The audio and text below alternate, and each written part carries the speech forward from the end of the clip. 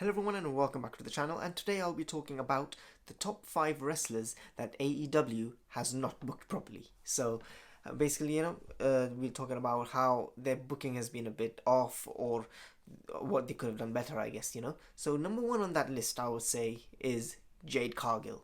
So as we know that right now there has been reports of her going to WWE, and basically the first thing we can say is that AEW has really, dropped the ball on her. And yes, you could argue, some people will say that over the last year, a year and a half, she's been booked very strong. She was undefeated.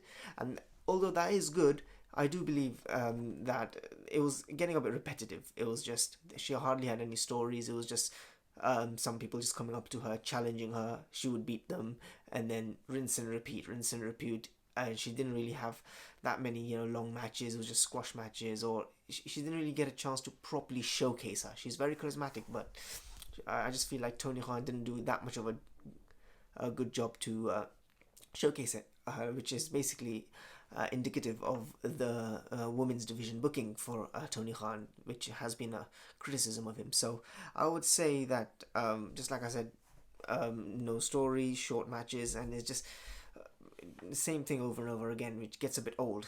So it remains to be seen, what she is going to do in the WWE. You would assume they would book her, really strongly. So, we'll have to see. Number 2 on this list is Wardlow. So I really don't know what they've done with Wardlow.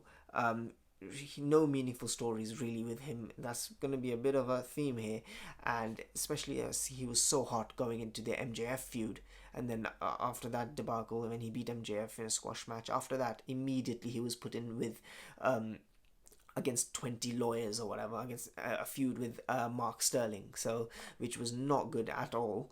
And then basically he lost the TNT title twice really. He lost it, and then I think he lost it to Samoa Joe, and then he came back, won it again.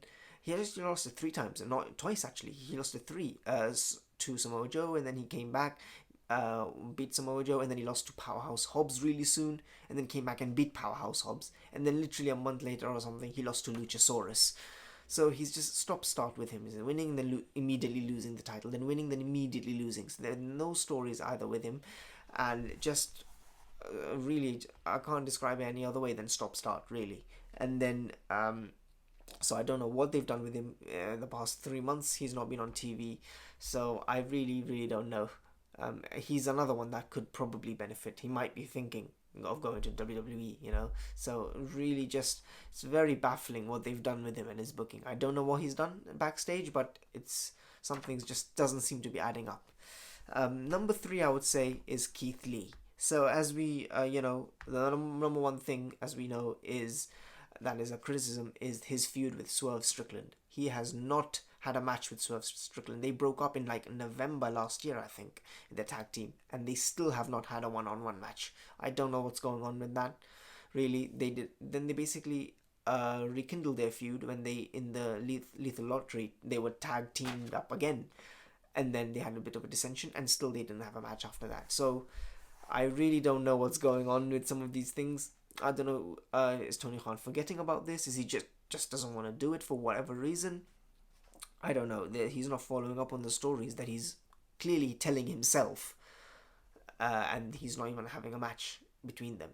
So why do the story then about them breaking up and then coming together in the Lethal Lottery? So I just don't know. And then obviously he has been in a tag team with Dustin Rhodes, and most of the times he was just on Rampage, and in the last few months he wasn't even on Rampage. So now he looks like he's back on TV. Hopefully they can get something right with him, because he is a superstar.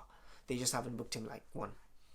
Number 4, I would say Santana and Ortiz, and Proud and Powerful. So they didn't really win the tag team titles, which I think they probably should have, especially when they were in the Inner Circle. They didn't win those. They were just floundering basically in the Inner Circle, having just tag team matches here and there, but nothing of substance. They didn't really do much, and now apparently they're not, in real life, they're not on good terms with each other. They've broken up as a tag team now, so really missed opportunity with them. Really big missed opportunity with them, I think, for AEW. And now I think they've broken up as a tag team, so let's see what happens, with that in terms of their singles career. But as a tag team, they really could have done a lot with them. It's really sad that they didn't.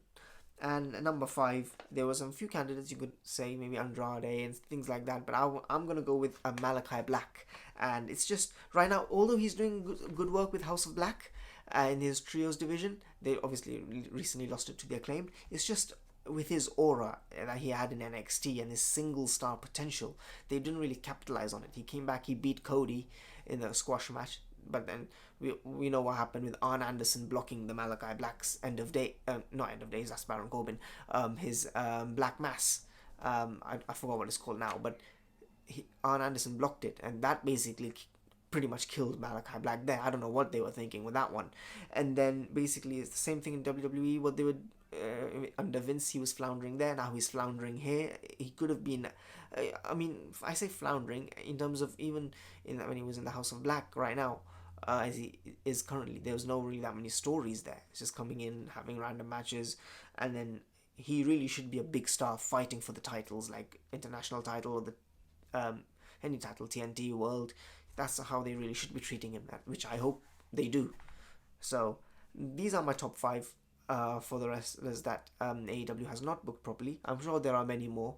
Probably most of them are, even though I didn't include them, most of them are women as well with the women's division. But I just think right now Tony Khan really needs to pull up his socks right now in terms of their booking. As we know, the attendance is not that good either for AEW. So I do like AEW, really do. It's just they need some things to really, they need to get better at, and booking is just one of them. It looks like he's floundered a bit, Tony Khan.